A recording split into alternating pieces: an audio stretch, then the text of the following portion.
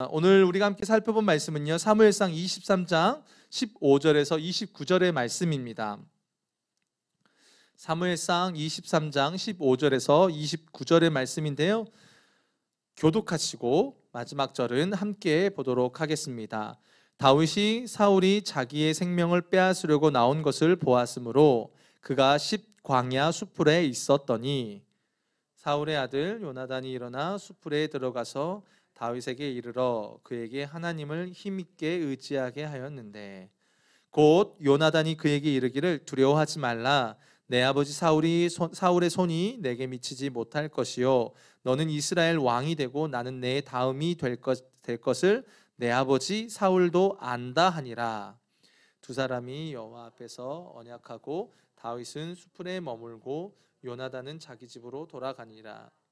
그때 10사람들이 기브아에 이르러 사울에게 나와 이르되 다윗이 우리와 함께 광야 남쪽 하길라산 수풀 요새에 숨지 아니하였나이까.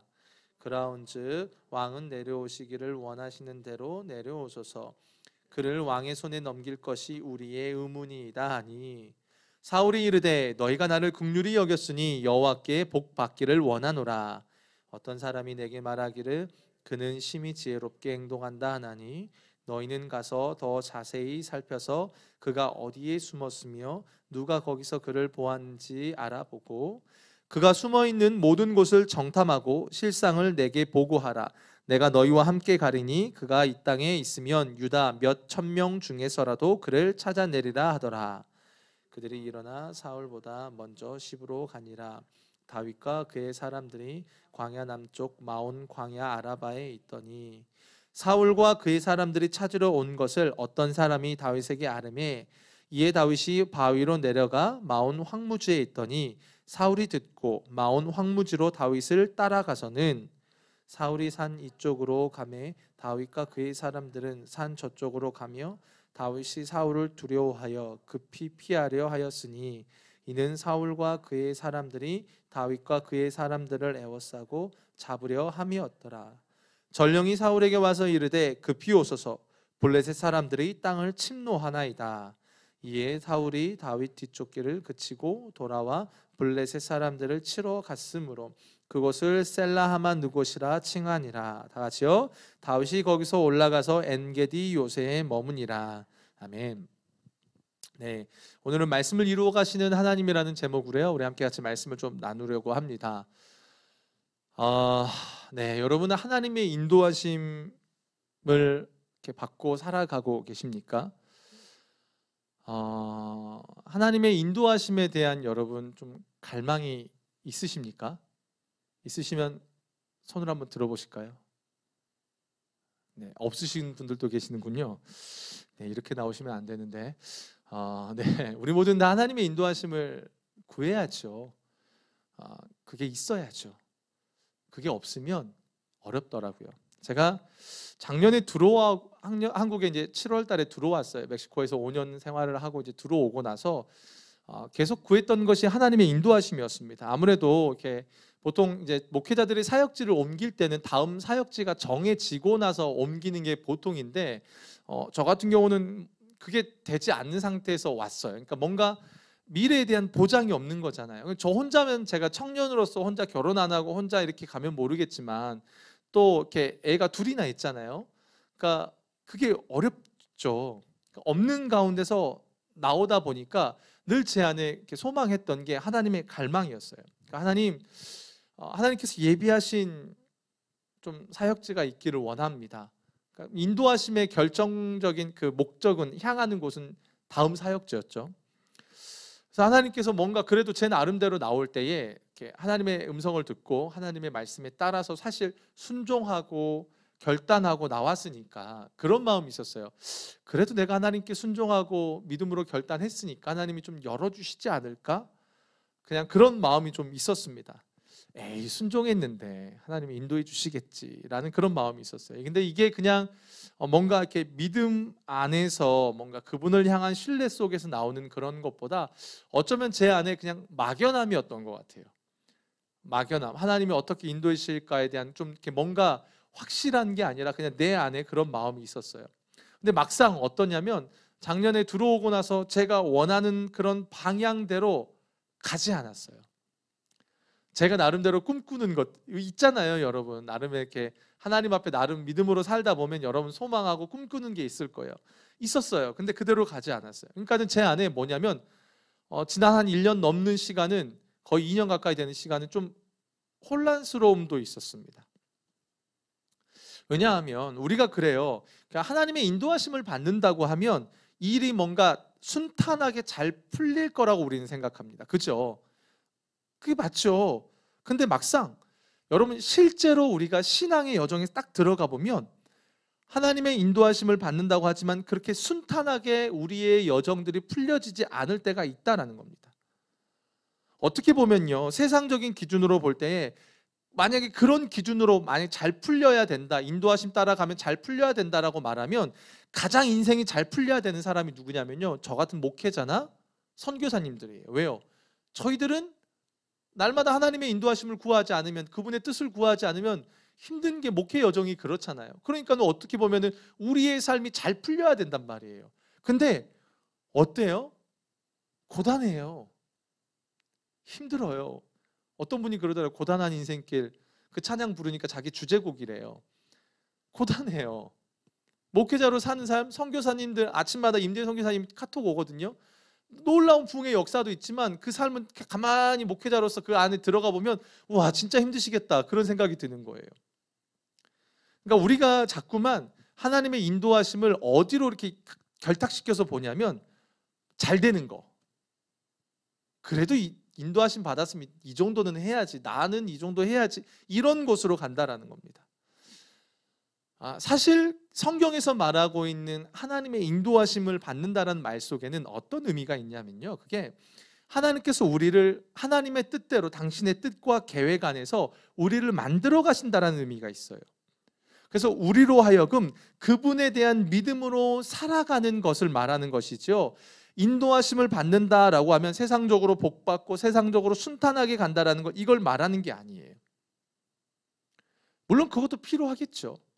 그러나 이 말이, 하나님의 인도하심을 받는다라는 말의 가장 기본적인 의미는 하나님 그분의 뜻대로 간다는 거예요. 그분이 우리를 만들어 가고자 하시는 그분의 계획대로 흘러간다라는 겁니다. 오늘 본문이 그런 과정 속에 놓여져 있습니다. 우리가 이제 지난주는 저희가 못 보고 그 전주에 살펴봤죠. 다윗이 하나님의 인도하심을 경험하게 돼요. 그가 드디어 하나님께 묻기 시작합니다. 하나님의 도우심을 구하면서 하나님이 그의 삶을 붙들어 주시는 것을 경험합니다. 어떻게 보면 그 순간에 다윗의 마음이 어땠을까요? 막 이렇게 호들갑 떨지는 않았을 거예요. 근데 그냥 혼자 한번 생각을 해봤어요. 어땠을까? 다윗의 여정을 추적해 보는데 그냥 딱 이랬을 것 같아요. 여러분, 이 의미 아십니까? 정말 힘든 가운데 하나님의 인도하심이 있어서 딱 한 곱이 넘겼을 때 나오는 이거, 그러지 않았을까요? 이런 한숨이 내쉬지 않았을까요? 그랬을 것 같아요. 우리 지난주까지 살펴본 본문을 보면 그래요. 근데 오늘 본문을 보면 시작이 어떠냐면요, 15절에 보니까요, 다윗이 사울이 자기의 생명을 빼앗으려고 나오는 것을 보았으므로라고 말을 해요. 사울이 자기의 생명을 빼앗으려고 나오는 것을 보았대요. 이야, 휴 했는데 몸에 힘이 축 늘어지는, 맥이 빠지지 않았을까요? 혼란스럽지 않았을까요? 한편으로 지긋지긋하다고 하지 않았을까요? 그랬을 것 같아요. 근데 오늘 본문에 보면 그때에 누가 등장합니까? 요나단이 등장해요. 요나단이요, 다윗이 있는 광야 숲으로 들어옵니다. 저는 이 대목이 참 재밌어요. 성경을 읽을 때 이 대목이 재밌는 이유가 뭔지 아세요, 여러분? 이 23장 14절에 가보면 다윗이 광야에 요새도 있었고 또 광야 한 꼴에도 머물렀으므로 사울이 매일 찾았어요. 근데 하나님이 다윗을요, 사울의 손에 넘기지 않으셨어요. 그죠? 근데 요나단은 어떻게 해요? 요나단은 어쨌든 사울과 같은 무리 안에 있잖아요. 근데 요나단은 어떻게 해요? 다윗에게로 나아오고 있잖아요. 이게 뭘 의미하냐면요, 같은 곳을 바라보고 있지 않은 사울은요, 하나님께서 다윗과 함께하지 못하도록 다윗을 지켜가고 있다는 거예요. 반면 같은 곳을 바라봐요. 다윗과 요나단은 서로 위치로는 다른 위치에 있지만 같은 곳을 바라보고 있잖아요. 그런 다윗에게 하나님이 요나단을 보내시는 거예요. 그리고 그 요나단을 통해서 다윗을 위로하고 계시는 장면이에요. 두려운 다윗에게요.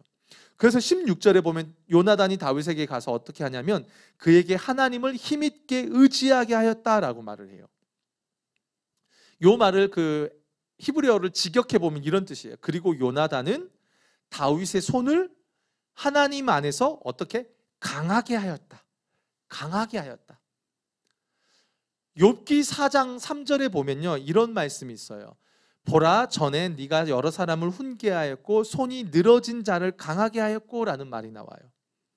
성경에서 여러분 좌절하고 절망에 빠진 사람을 향해서 이런 표현을 씁니다. 손이 늘어졌다. 여러분 이제 돌아온 주 속회에 가셔서요, 너무 힘들었을 때 그렇게 이야기하십시오. 너 한 주간에 손이 늘어졌어. 예, 성경의 표현이 그거예요. 좌절하고 절망할 때 손이 늘어졌다. 지금 다윗의 상황이 그런 거예요. 하나님의 인도하심을 받았다고 생각했는데 또다시 쫓아오는 사울로 인해서 좌절하고 절망 가운데서 손이 늘어진 상태라는 거예요. 그런 가운데 요나단이 온 겁니다. 그리고 다윗의 손을 강하게 하면서 이렇게 말을 해요. 23장 17절에 보면 곧 요나단이 그에게 이르기를 두려워하지 말라. 내 아버지 사울의 손이 내게 미치지 못할 것이요 너는 이스라엘 왕이 되고 나는 내 다음이 될 것을 내 아버지 사울도 안다 하니라. 참 멋지죠. 저는 요나단이요 정말 좋아요. 우리 뭐 다윗, 요셉 막 이렇게 그 흔히 말하는 그 메이저급에 있는 인물들만 보잖아요. 저는 이 언더급에 있는 사람들이 좋아요. 이 요나단이요 얼마나 멋있는지 몰라요. 이 요나단은 은혜를 아는 자예요. 그리고 믿음의 사람이고 정말 하나님 나라를 바라보는 자로서 다른 사람을 세우는 자예요. 지금 다윗이 굉장히 두려워하고 있는 겁니다. 도망가는 것도 한두 번이에요. 지금 다윗이 더 두려운 이유가 뭔지 아세요? 자기 나름대로 하나님의 인도하심을 경험했습니다. 그잖아요. 하나님의 역사를 경험했어요. 근데 또 쫓아오는 겁니다. 그럼 어떨까요? 맥이 빠지죠. 맥이 빠져요. 은혜를 경험했는데 또 다가오는 거예요. 또 문제가 생기는 거예요. 이러면 맥이 빠지는 겁니다. 지금 다윗이 그런 거예요. 그런데 요나단이 뭐라고 말하냐면 우리 아버지가 너를 죽이려고 열심히 찾고 있지만 발견하지 못할 거야. 다윗, 너가 이스라엘의 왕이 될 거야. 우리 아버지도 알고 있어. 이렇게 이야기를 하는 겁니다. 여러분 오늘 설교 본문을요 여기까지 끊으면 딱 좋아요. 딱 좋아요. 정말 은혜가 되지 않습니까? 그래, 하나님은 우리의 모든 상황 다 아시지. 하나님이 우리를 위로해 주시지. 굉장히 훈훈하게 마무리할 수 있어요. 저도 오늘 딱 여기까지 설교하고요. 자, 여러분 기도할까요? 자, 집사님 찬양 준비해 주세요. 이렇게 하면 저도 되게 좋을 것 같아요. 이게 훈훈하게 마무리가 되잖아요. 근데 오늘 본문이요 사실 그렇게 끝나지 않아요. 어떻게 가냐면요 19절을 한번 19절에 보면 이래요. 그때에 이렇게 나와요. 자, 그때에, 전 이 말이 참 싫어요. 뭔가 사건이 터질 것 같잖아요. 그때에, 여러분의 삶에 그때라는 거 뭐 있지 않습니까? 어떻습니까? 그때 10사람들이 기브아에 이르러 사울에게 나와 이르되 다윗이 우리와 함께 광야 남쪽 하길라산 숲을 요새에 숨지 아니하였나이까 라고 말을 해요. 어떤 상황이냐면 여러분 제가 성경의 이야기를 이렇게 해줄 때 그 흐름을 잘 쫓아오셔야 돼요. 요나단으로부터 위로와 힘을 얻은 상태예요. 근데 그때예요. 힘을 얻자마자 누가 배신합니까? 여기 10사람들은요 유다 지파를 말해요. 다윗이 어느 지파 사람이죠? 유다 지파예요. 자신의 동족이에요. 동족으로부터 배신당하는 겁니다. 단순하게 그냥 다윗이 저기에 있습니다라고 말해주는 정도가 아니라요. 다윗이 어디 숨었고 어떻게 했는지를 적극적으로 알려주는 겁니다. 뒤통수 맞는 거예요. 더 다가오게 할까요? 여러분 속혜원한테 지금 뒤통수 맞고 있는 거예요. 이러면 조금 더 다가오시죠. 조금 더 다가오시죠. 그러는 겁니다. 그리고는 사울이 뭐라고 그러냐면 그 사람들 향해서 사울이 이르되 너희가 나를 긍휼히 여겼으니 여호와께 복받기를 원하노라. 너희가 나의 간절한 바람을 알아주었구나. 내가 얼마나 다윗을 죽이기 위해서 간절히 찾았는지 너희가 아는구나. 야, 너희들 여호와께 복받기를 원해. 사울이 이렇게 이야기하는 겁니다. 그러면서 22절, 23절을 볼까요? 22절, 23절 다 같이 보겠습니다. 어떤 사람이 시작. 어떤 사람이 내게 말하기를 그는 심히 지혜롭게 행동한다 하나니 너희는 가서 더 자세히 살펴서 그가 어디에 숨었으며 누가 거기서 그를 보았는지 알아보고 그가 숨어 있는 모든 곳을 정탐하고 실상을 내게 보고하라. 내가 너희와 함께 가리니 그가 이 땅에 있으면 유다 몇천 명 중에서라도 그를 찾아내리라 하더라. 그러니까 이런 거예요. 다윗이 잔꾀가 많아서 여기저기 잘 도망 다니니까 너희가 가서 자세히 살펴서 다윗이 어디 숨었고 누가 다윗을 봤는지 알아보고 나한테 보고해. 그럼 내가 너희랑 같이 갈 거고 유다 몇천 명 중에서라도 내가 다윗을 찾아낼 거야 라고 하는 겁니다. 그리고는 24절에 그걸 실행에 옮기는데 다윗이 얼마나 긴급한 상황에 놓여졌는지를 보여주는 겁니다. 이런 거예요. 다윗이 사람들을 피해서 광야로 갑니다.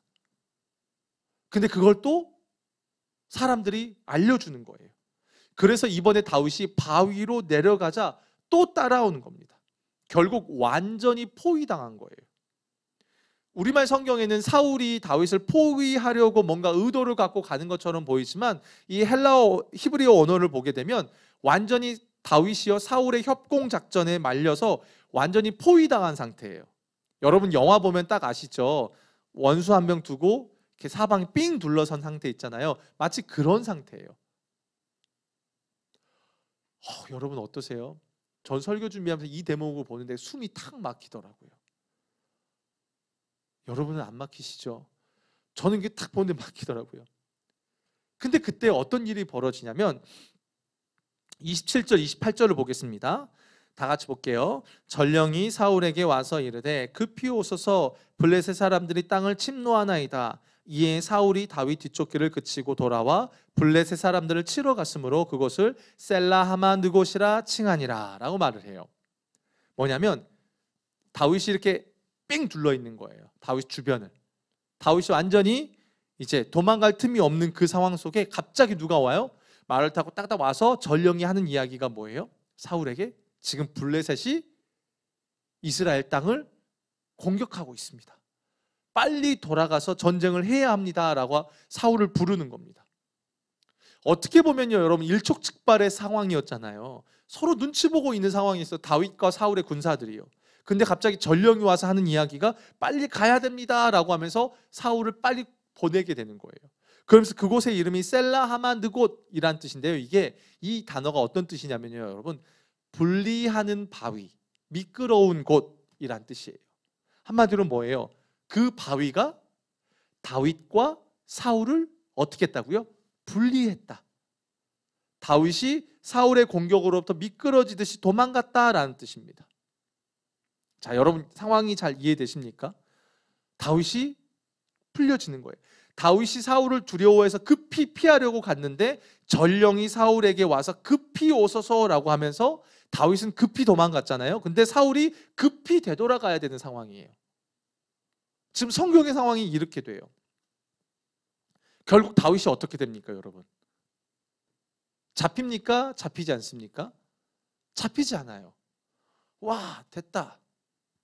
자, 우리는 환난 사방으로 우겨싸움을 당했을 때 하나님께 도와달라고 구하면 하나님이 도와주십니다. 자, 오늘 본문은 그렇게 이야기하는 걸까요? 오늘 본문에서 말하는 게 뭘까요? 진짜 오늘 본문에서 우리에게 이야기해주고 싶은 게 뭘까요? 그냥 여러분 문제로 우겨싸움을 당했을 때 기도하면 하나님 도와주십니다. 이걸 단순히 이야기하는 걸까요? 그렇진 않아요. 오늘 본문이 말하는 거는 여러분 믿음으로 사는 게 뭘까요? 믿음으로 산다는 게 뭘까요? 여러분 믿음으로 살고 싶고 지금 살고 계시잖아요. 그게 뭘 의미할까요? 믿음 많이 이야기하잖아요. 다윗이 지금 오늘 제가 이렇게 성경의 이야기를 이렇게 쭉 이렇게 풀어드린 이유가 있어요. 다윗이 이렇게 쭉 이런 과정 속에서 다윗이 뭘 깨달았을까요? 24장으로 가면요, 여러분 그 유명한 다윗이 사울을 죽일 수 있는 기회가 있었잖아요. 아주 그냥 치를 떨게 한 원수잖아요. 근데 다윗이 사울을 살려줘요. 왜? 왜? 도대체 오늘 본문의 사건이요, 다윗으로 하여금 무엇을 깨닫게 했는지, 다윗이 오늘 본문에서 중요한 걸 경험하고 나서 그 다음 장에 가서 사울을 죽일 수 있는 기회가 있음에도 살려줬단 말이에요. 여러분, 우리는요 세상에 몸을 담고 살아가고 있어요. 그냥 수도원에 들어가서 그냥 사는 게 아니라 우린 치열한 세상에서 몸을 담고 살아갑니다. 그런데 이 세상을 능히 믿음으로 이기라고 주님이 우리에게 말씀해 주셨어요. 요한일서 5장 4절에 보게 되면 이런 말씀이 있습니다. 함께 보겠습니다. 시작. 무릇 하나님께로부터 난 자마다 세상을 이기느니라. 세상을 이기는 승리는 이것이니 우리의 믿음이니라. 여러분, 여기서 세상을 이긴다는 게 뭘까요? 세상과 싸우라는 걸까요? 당장 여러분 내일 이제 여러분 출근하셔가지고 직장에서 싸우십시오. 여러분의 원수들이 있으면 싸우십시오. 나를 힘들게 하는 놈들이 있으면 눈을 콕 찌르십시오. 힘으로 누르십시오. 뭐 이런 이야기일까요? 똑같이 세상의 방법으로 싸워서 이기라는 뜻일까요?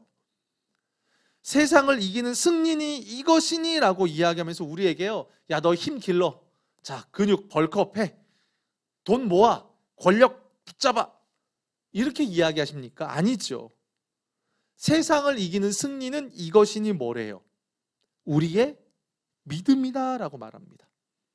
결국 세상을 이긴다는 것은 믿음으로 산다라는 걸 의미해요. 그것은 다른 말로 하면요, 하나님의 말씀을 믿고 그 말씀대로 사는 것, 그리고 그 중심에는 하나님께서 내 인생의 주인이 되시기 때문에 내가 그분의 주권을 인정하며 사는 것, 때로는 그 하나님의 주권을 인정하며 말씀대로 사는 삶이요, 때로는 손해를 볼 때가 있어요. 때로는 그것 때문에 내가 피해를 입을 때도 있어요. 그러나 하나님의 말씀은 뭐냐면 그게 세상을 이기는 것이다라고 우리에게 말씀하세요. 오늘 본문에서요, 다윗은요 굉장히 놀라운 역사를 경험합니다. 그냥 단순히 사방팔방으로 우겨싸움을 당했는데 거기서 야 기적적으로 살아났어, 이게 아니라요, 그것도 중요하지만 다윗에게 있어서 정말 중요하게 배우는 게 뭐냐면, 아, 하나님이 말씀하시는 대로 하나님은 이루시는 분이구나. 다윗이 오늘 이걸 깨달은 거예요. 이게 너무 중요해요. 그냥 거기서 사울로부터 구원받았다가 아니라 그 과정 속에 다윗이 배운 게 있다는 거예요.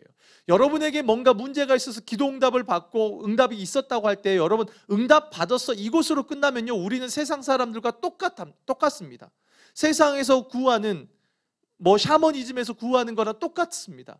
우리는 무엇입니까? 기도라는 게 단순히 내 걸 구하는 것이 아니라 내 믿음의 대상인 하나님과의 인격적인 관계가 있잖아요. 그러면 하나님이 뭔가를 주셨을 때에, 응답해 주셨을 때 거기서 우리는 하나님의 뜻과 하나님의 마음을 알아야 한다는 거죠. 다윗이 그냥 여기서 살아났다 이게 아니라 다윗이 여기서 깊이 깨달은 겁니다. 아, 하나님이 나에게 말씀하시는 그것을 이루시는구나. 내가 그것을 믿고 나아갈 때에 내가 능히 다윗에게 있어서 세상은 누구일까요? 1차적으로 사울이죠. 내가 사울을 이기는구나. 세상의 방법으로 이기는 게 아니에요. 그렇기 때문에 다윗이 어떻게 해요? 24장에 가서 사울을요, 세상의 방법으로 사울을 이기려면 어떻게 해야 됩니까? 사울을 죽여야 되죠. 힘으로 눌러야겠죠. 근데 다윗이 어떻게 합니까? 세상의 방법이 아닌 믿음으로 사울을 살려주는 겁니다. 사울이 매일 찾지만 하나님께서 사울의 손에 넘기지 않으시고 또 사울이 잡으러 온다는 소식이에요. 손에 힘이 빠져 있지만 하나님이 요나단을 통해서 다윗에게 말씀하시는 내용이 뭐예요? 다윗, 네가 왕이 될 거야. 이 말씀이요, 다윗이 처음 듣는 이야기일까요? 아니에요. 하나님이 요나단을 통해서 다윗에게 계속 해주신 약속이 뭐였냐면, 다윗, 네가 이스라엘의 왕이 될 거야. 그러면서 이번엔 더 적극적으로 요나단이 하는 이야기는 사울도 알고 있다라는 거예요. 사울의 손이 너에게 미치지 않을 거야 라고 말하는 겁니다. 하나님께서 요나단을 통해서 말씀하고 계시는 거예요. 사실 이 이야기를 들었을 때, 듣는 순간에는 어땠을까요? 사울이 쫓아온다는 소식을 듣고 힘이 빠져서 두려울 때 요나단이 왔잖아요. 이때 다윗은 어땠을까요? 사울이 또 쫓아온다고 할 때 다윗은 아마 망했다라는 생각을 했을지도 몰라요. 아, 나는 망했구나. 내 인생 망했구나. 내 인생 끝이구나.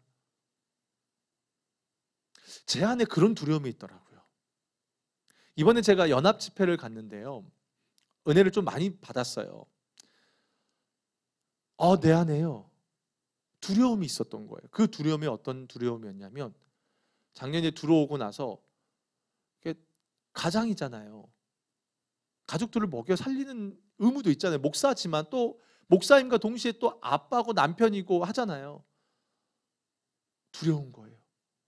안 풀리는 거예요. 퇴직금은 점점 이제 사라져 가는 거예요. 없는 거예요. 잔고는 쭉쭉쭉쭉 떨어지죠. 집도 없죠. 아무것도 없었어요. 야, 두려운 거예요. 왜 두려울까 했더니 내가 이러다가 망하는 거 아닌가? 미래에 대한 순간 두려움이 오는 거예요. 어떻게 해야 될지를 모르겠더라고요. 솔직히 두렵기도 했었어요. 이번에 제가 그 아이들과 함께 월요일날 안산에 보면 별빛 마을 축제라는 게 있어요. 거기 보면은 여러분 거울로 된 미로 아십니까? 미로가 뭔지 아시죠? 이렇게 꼬불꼬불 들어가는 거. 예전에 저 어렸을 때 이소룡 영화에 보면은 용쟁호투인가 뭔가 보면요, 이소룡이 그 거울로 된 미로에서 적군이랑 싸우는 장면이 나와요. 근데 그것처럼 거울로 된 미로를 찾아가는 거예요. 별로 크지도 않아요. 쬐끔해요. 우리 본당 사이즈도 안 될 거예요. 근데 와, 너무 두려운 거예요. 처음에 우리 아이는, 저희 선율이는 좋다고 들어가고 막 와 아빠 여기 가다 머리 꽝 부딪히고 가고 그러는데 저만 처음에 한 번 코스 들어갔다가 한 번 코너 또 돌고 나서는요 무서운 거예요. 제가 약간 공간에 대한 두려움이 좀 있거든요. 약간 막히거나 안 보이면 두려운 거예요. 그래가지고 야, 잘 모르겠네 하면서 밖으로 그냥 몰래 나왔는데 너무 힘든 거예요. 그리고 두 번째 들어가니까 조금 적응이 되더라고요. 막 광장에 막 폐쇄 공포증 막 이런 것처럼 막 그 두려운 거예요. 아, 내가 그랬구나. 그러니까 앞이 보이지 않은 거예요. 여러분 생각해 보세요. 여기 봤는데 거울인데 사방이 다 똑같아요. 그래가지고 한 코스 들어갔어요. 그 다음엔 나오는 곳이 어딘지를 모르겠는 거예요. 인생이 그런 거예요. 다윗이 그런 거예요. 어떻게 보면요. 인도하심 따라 한 걸음 왔는데 또 막힌 거예요. 또 막힌 거예요. 그럴 때 다윗의 생각이 뭐였을까요? 나 망했구나. 망했구나. 끝이구나. 그러지 않았을까요? 그런데 그때 하나님의 약속의 말씀이 들려지는 거예요. 요나단을 통해서 하나님의 약속의 말씀이 들려지는 겁니다. 그리고 또 어려움 속에 있었지만 결국에는 그 말씀대로 다윗이 이루어지는 걸 그가 경험하는 겁니다. 요나단이 하는 이야기가 뭐예요? 다윗, 너 망하지 않아. 하나님 손에 붙들린 자는 망하지 않아. 내 말씀이 너에게 이루어지고 있잖아. 오늘 말씀 끝에서 하나님이 다윗에게 말씀하시는 겁니다. 사랑하는 여러분, 말씀이 우리의 삶에 이루어지는 것을 경험하는 것만큼요 복되고 은혜로운 것은 없습니다. 아멘이시죠? 신앙이라는 게요 막 막연함도 아니에요. 주님을 바라본다라는 게 막연함이 아니에요. 현실이잖아요. 솔직히 현실이지 않습니까? 여러분 이러고 내일 또 직장 가셔야 되잖아요. 아니요, 직장이 뭐 당장 집에 가서 아이들 밥 해줘야 되고 뭐 해야 되잖아요. 설거지해야 되고 정리해야 되잖아요. 현실이에요.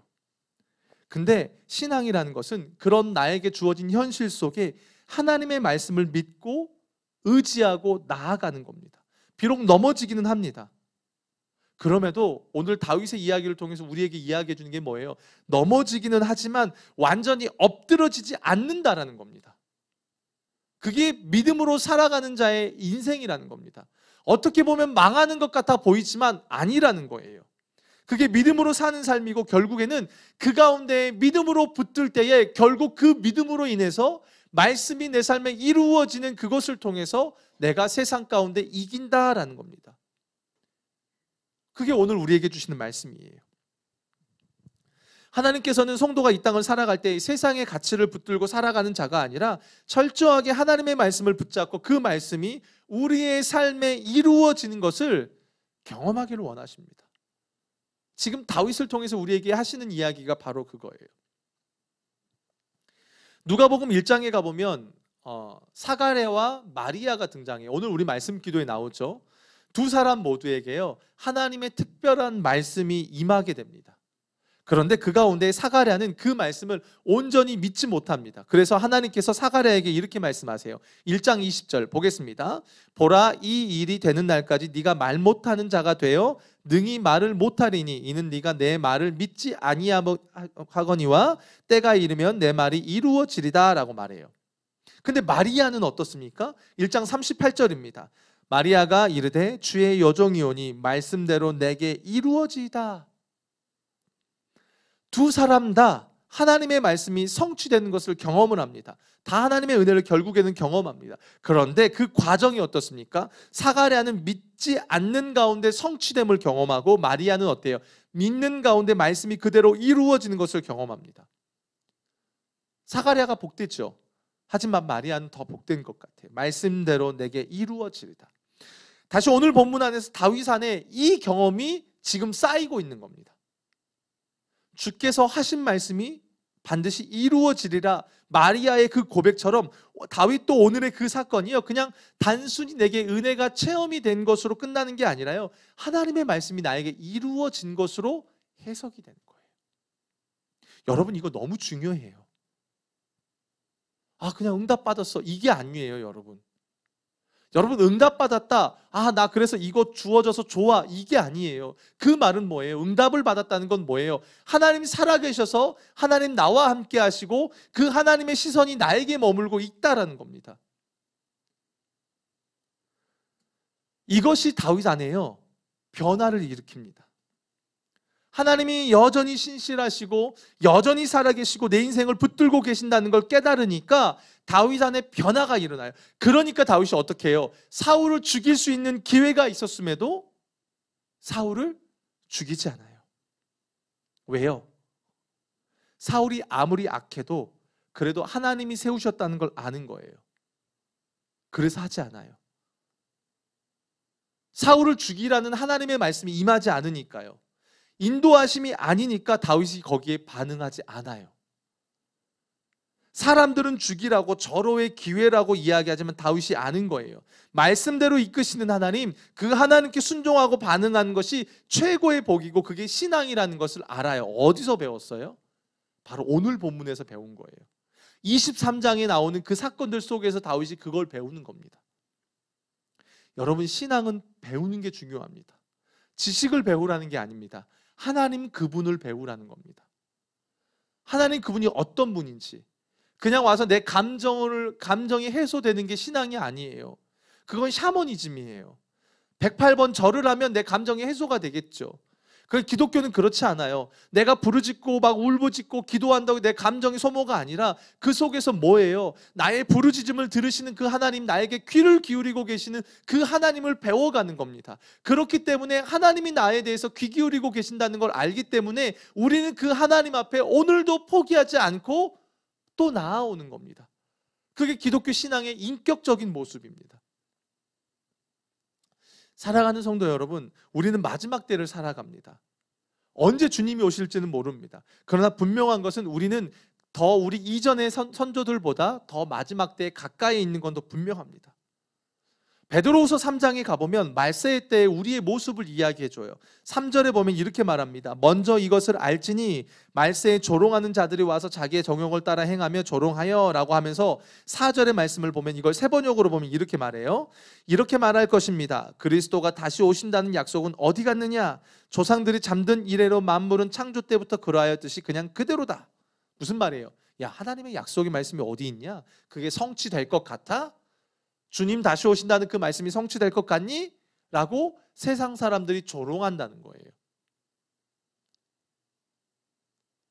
오늘날 살아가는 우리에게 야, 너 기도한다고 야, 너 교회 가면 말씀 보면 아우 야 매일 말씀 아우 야 그거 왜 하냐? 라는 거예요. 야, 그런다고 뭐가 되니? 그렇죠. 세상이 그렇다라는 겁니다. 그때 베드로 사도가 뭐라고 말하는지 아십니까? 8절에 보면 사랑하는 자들아 주께는 하루가 1000년 같고 1000년이 하루 같다는 이 한 가지를 잊지 말라. 그러면서 9절에 보면 주의 약속은 어떤 이들이 더디다고 생각하는 것 같이 더딘 것이 아니라 오직 주께서는 너희를 대하여 오래 참으사 아무도 멸망하지 아니하고 다 회개하기에 이르기를 원하시느니라.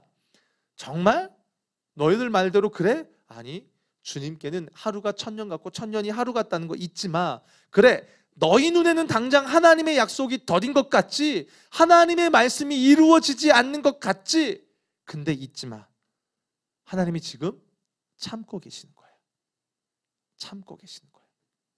그러면서 베드로 사도가 결정 말하는 게 뭐예요? 그렇게 말씀하시는 건 뭐예요? 하나님의 말씀은 반드시 이루어진다는 거예요. 그걸 이야기하는 겁니다. 그걸 이야기하는 겁니다. 그래서 성도는 마지막 때를 살아가면 살아갈수록 그분의 말씀을 붙잡고 그분의 말씀이 우리의 삶에 어떻게 이루어지는가를 기억하며 갈망하며 살아가야 한다는 겁니다. 사랑하는 여러분, 다윗도 왕이 됩니다. 사울도 왕입니다. 그 두 사람의 공통점이 뭔지 아십니까? 예, 첫 번째는 왕이죠. 두 번째는 뭔지 아십니까? 그 두 사람에게 하나님의 말씀이 똑같이 임합니다. 근데 결정적 차이가 있습니다. 한 사람에게는 말씀이 임하지만 그 말씀이 사라지는 삶을 삽니다. 말씀이 주어지지만 사라집니다. 그런데 다른 한 사람은 어떻습니까? 그 말씀이 실제가 됩니다. 그 말씀이 그의 삶에 이루어집니다. 놀라운 역사를 경험합니다. 사랑하는 여러분, 우리는 말씀을 붙들고 살아가는 자들입니다. 우리가 할 게 없어요. 할 수 있는 게 별로 없어요. 요즘에 그래요. 제가 보니까요, 오늘도 막 기도하면서 하나님 앞에 그랬어요. 하나님, 너무 힘들어요. 목사님한테도 점심 먹으면서 목사님 진짜 점점 자신이 없는 거예요. 자신이 없는 거예요. 너무 내 존재가 약해 보이는 거예요. 그렇더라고요. 그래서 내가 할 수 있는 게 뭐냐면 너무 약하기 때문에 하나님 말씀을 붙드는 거예요. 우리에게 능력이 없기 때문에 하나님의 말씀을 붙드는 거예요. 내 몸 하나 간수하지 못하잖아요. 여러분 앞자리가 이제 곧 바뀌신 분들이 계십니까? 뒷자리가 바뀌시면은 뭐 그나마 낫지만 앞자리가 바뀌면 굉장히 또 슬프죠. 앞자리가 바뀌면 굉장히 슬픕니다. 몸의 육체적인 변화가 많이 일어납니다. 내 몸 하나 내가 어떻게 못하잖아요. 가정 책임지실 수 있으세요? 못해요. 안 돼요.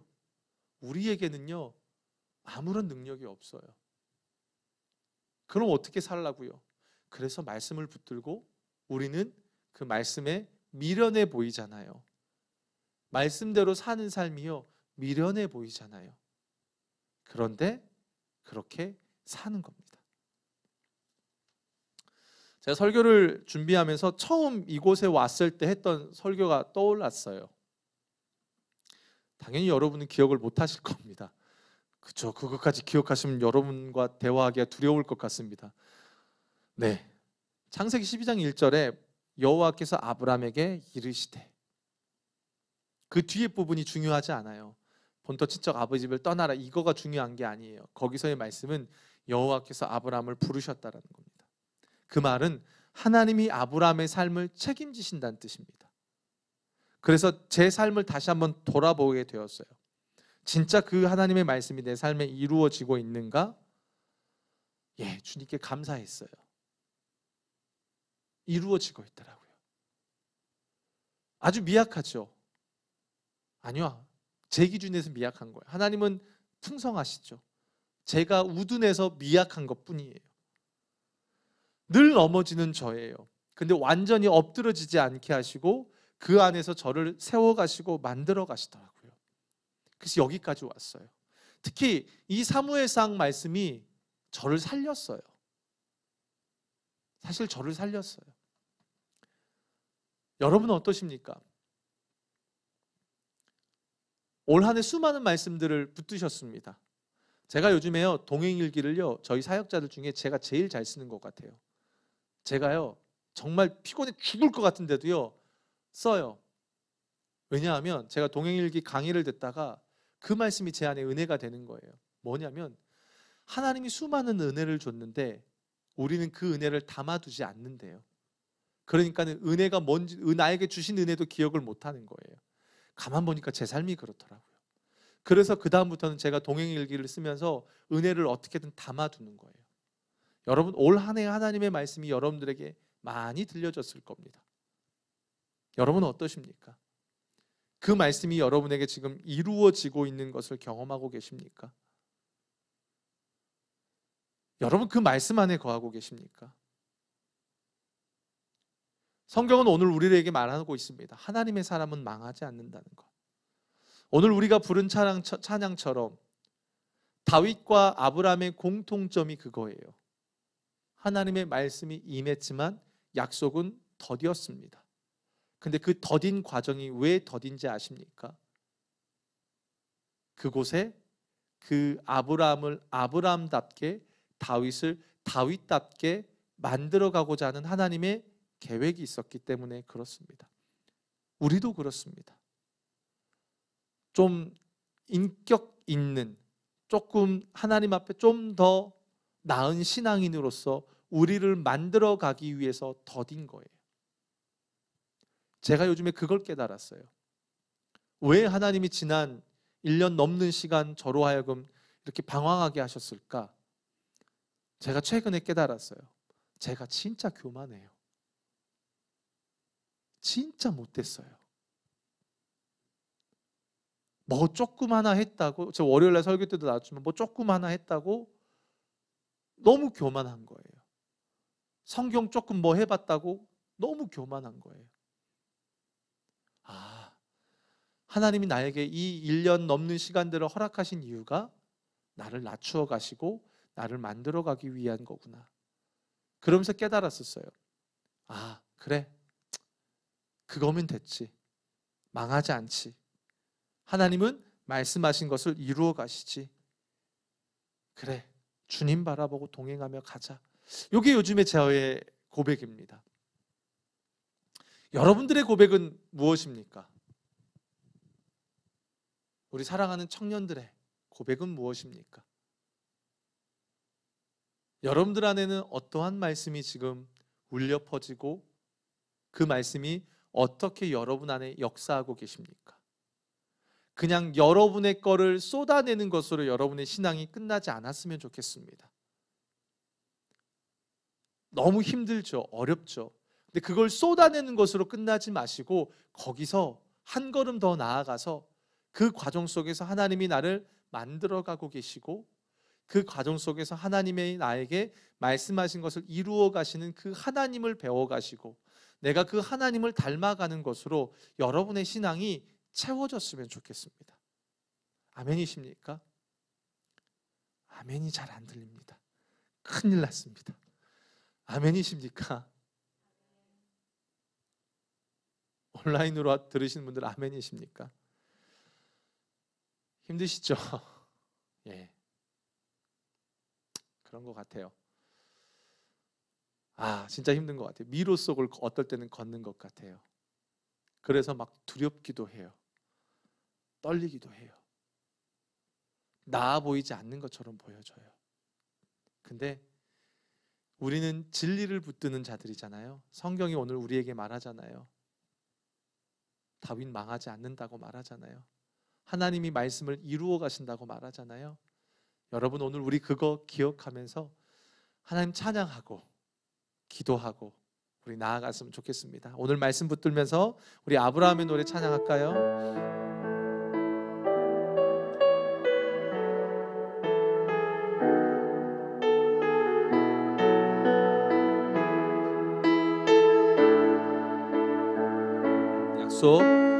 약속 이루시는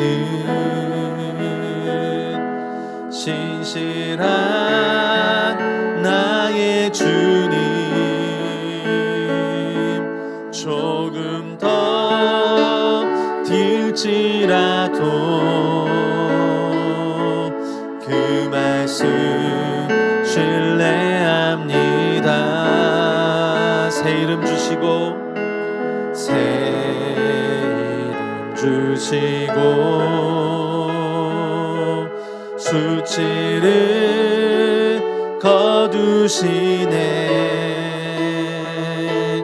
내 믿음 연약할 때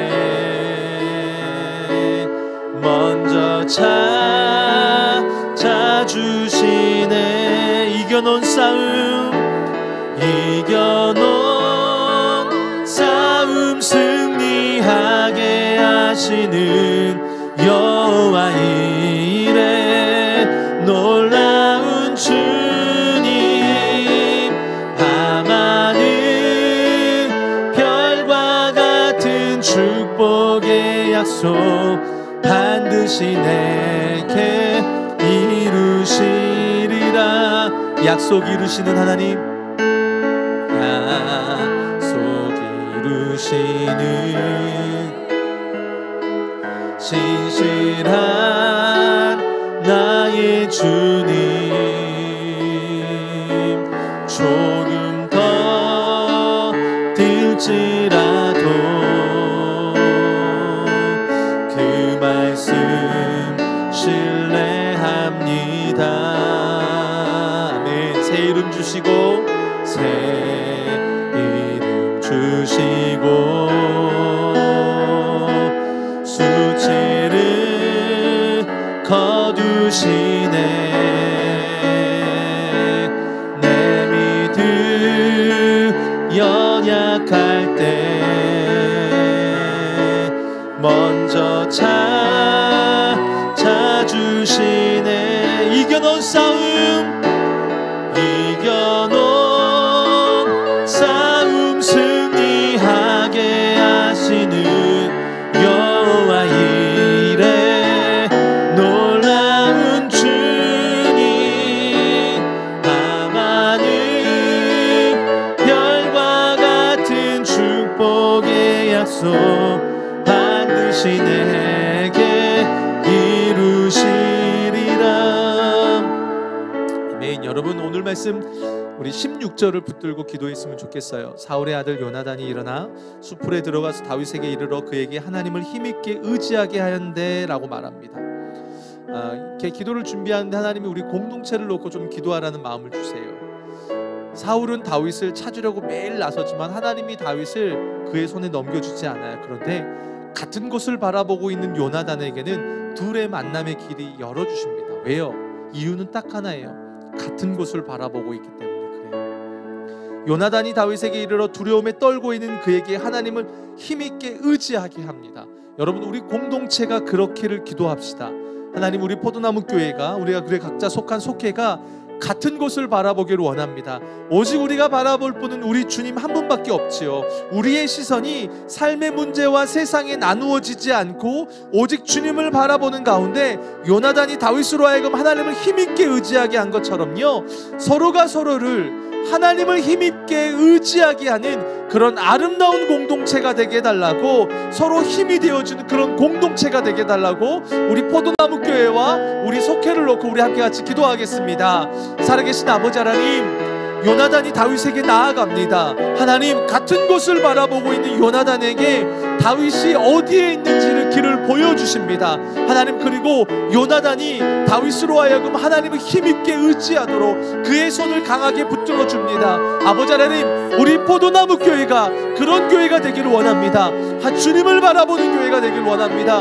우리 속회 공동체가 그냥 내 문제와 내 어려움을 토로하는 것으로 끝나는 것이 아니라 결국에는 주님을 바라보는 것으로 귀결되도록 도와주시옵소서. 우리 속회가, 우리 포도나무 교회가 주님을 바라보는 가운데 아버지 하나님, 요나단이 다윗을 힘있게 의지하도록 세워주는 것처럼 우리 모두가 서로가 서로를, 연약한 자를 세워주며 그들이 끝까지 이 믿음의 여정을 감당하고 나아갈 수 있도록 도와주고 세워주고 서로를 어깨 위에 세워주는 그런 아름다운 공동체가 될 수 있도록 하나님 인도하여 주시옵소서. 날마다 주님을 바라보는 가운데 우리가 한 곳을 바라보며 힘을 얻고 나아가는 우리 포도나무 교회가 될 수 있도록 하나님 인도하여 주시옵소서. 우리 마지막으로 17절을 붙들고 기도했으면 좋겠습니다. 곧 요나단이 그에게 이르기를 두려워하지 말라. 내 아버지 사울의 손이 내게 미치지 못할 것이요 너는 이스라엘 왕이 되고 나는 내 다음이 될 것을 내 아버지 사울도 안다 하니라. 요나단이 다윗을 힘있게 하는 것은요, 다른 게 없었습니다. 요나단에게는요 다윗을 힘있게 할 만한 능력이 없습니다. 근데 요나단이 아는 게 한 가지가 있습니다. 그것은 뭐냐면 하나님의 약속의 말씀을 붙드는 겁니다. 그래서 요나단이 한 것은 다윗에게 약속의 말씀을 다시 상기시켜 주는 거였습니다. 그리고 다윗은 그 말씀이 이루어지는 걸 경험합니다. 여러분, 세상이 아무리 험하고 힘들고 망할 것 같더라도요 하나님의 약속의 말씀은 반드시 성취됨을 믿으십니까? 더딜 수 있습니다. 그러나 주님께는 천년이 하루 같고 하루가 천년 같게 하시는 분이십니다. 주님은 반드시 약속을 이루시는 분입니다. 말씀을 성취하시는 분이십니다. 이 시간 기도할 때 하나님, 내 삶에 하나님의 말씀이 성취되는 것을 경험하게 해주십시오. 약속의 말씀이 이루어지기를 간구하며 때로는 더딜지라도 주님 인내하고 포기하지 않고 끝까지 이 길을 갈 수 있게 해달라고 우리 마지막으로 주여 한 번을 치고 기도하겠습니다. 주여.